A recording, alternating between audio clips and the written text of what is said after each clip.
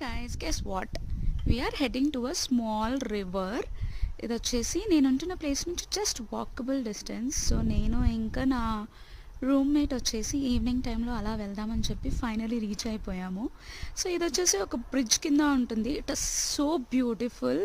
మేము వచ్చేసరికి sunset time అయిపోయింది కాబట్టి it was almost dark, but beautiful వ్యూలో ఫస్ట్ టైం వస్తున్నా నేను. అండ్ ఇక్కడ వచ్చేసి ఇద్దరు కపుల్స్ అనమాట. So they're fishing and fishing చేస్తూ స్వాన్కి తినిపిస్తున్నారు ఆ పట్టిన చేపలు. ఎంత క్యూట్ కదా.